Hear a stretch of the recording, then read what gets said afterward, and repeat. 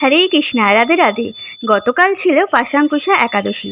তো গতকাল থেকে শুরু হয়ে গেছে কার্তিক মাস, অর্থাৎ দামোদর মাসে যে ব্রতটা, সেই ব্রতটা অনেকে এই একাদশী থেকে চালু করছে, অর্থাৎ পাশাঙ্কুশা একাদশী থেকে উত্থান একাদশী পর্যন্ত 1 মাস। আবার কেউ শুরু করবে পূর্ণিমা থেকে, আবার কেউ শুরু করবে কার্তিক মাসের প্রথম দিন থেকে। তো এইভাবেই স্বাস্থ্যসম্মতভাবে এইভাবে করা যায়, যার যেরকম গুরু নির্দেশ, তো সে সেরকমভাবে এই ব্রত পালন করতে পারে। তো ভোরবেলা যারা ওঠেন তারা তো খুবই ভালো, আর যারা ওঠেন না, যারা এই 1 মাস ব্রত করতে চাইছেন, তো তাদের কিন্তু অবশ্যই ব্রহ্ম মুহূর্তে ঘুম থেকে উঠে ভগবানকে মঙ্গল আরতি থেকে ভগবানের সেবা শুরু করতে হবে। আর সাথে কিন্তু দীপদান অবশ্যই করতে হবে, আর সাত্বিক আহারটা অবশ্যই করতে হবে।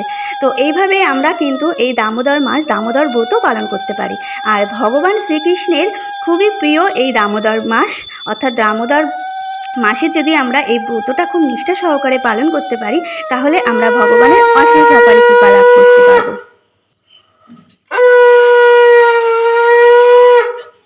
স্বামী হলেন স্ত্রীর মহাগুরু। স্বামী শ্রীকৃষ্ণের সেবা করবে, স্ত্রী তার স্বামীর সেবা করবে, যেন স্বামী নির্বিঘ্নে শ্রীকৃষ্ণের সেবা করতে পারেন। তো এই জন্যে স্ত্রীকে বলা হয় ধর্মপত্নী। স্বামী ধর্ম করে যে ফল লাভ করবে, স্ত্রীও তার ফলভাগী হবে। উপরন্তু বৈষ্ণব স্বামীতে সেবা পরায়ণতার জন্য স্ত্রীরা বৈষ্ণব সেবার ফলও লাভ করেন। প্রত্যেক স্ত্রীর কর্তব্য তার স্বামীর পাশে থেকে ধর্মকে অবলম্বন করে ভক্তিপথে এগিয়ে যাওয়া। তো স্বামী স্ত্রী দুজন মিলে ভক্তিপথকে অবলম্বন করলে ভগবানেও ভীষণ প্রসন্ন হন।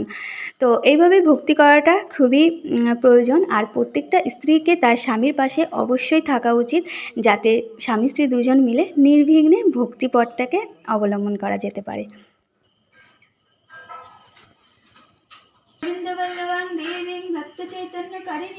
স্নাপয়ামি জগদ্ধাত্রীং কৃষ্ণ ভক্তি প্রদায়িনীং।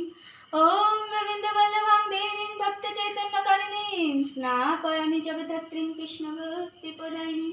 ওম গোবিন্দ বল্লভাং দেবীং ভক্ত চৈতন্যকারিণীং স্নাপয়ামি জগদ্ধাত্রীং কৃষ্ণ ভক্তি প্রদায়িনীং।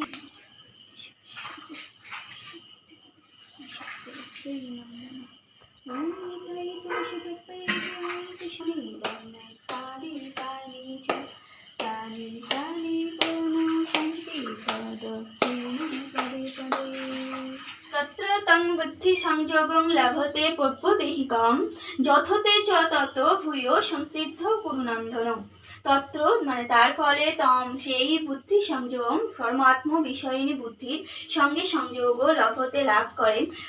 পূর্ব দেহিকম জন্মকৃত যততে যত্ন করেন চ ও তত তারপর ভূয় পুনরায় সংসিদ্ধং সিদ্ধি লাভের জন্য কুরুনন্দন হে কুরুপুত্র।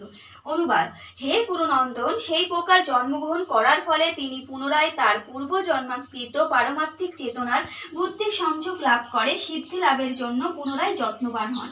তাৎপর্য: পূর্বজন্মের সুকৃতি অনুসারে সৎ ব্রাহ্মণ কুলে জন্মগ্রহণ করে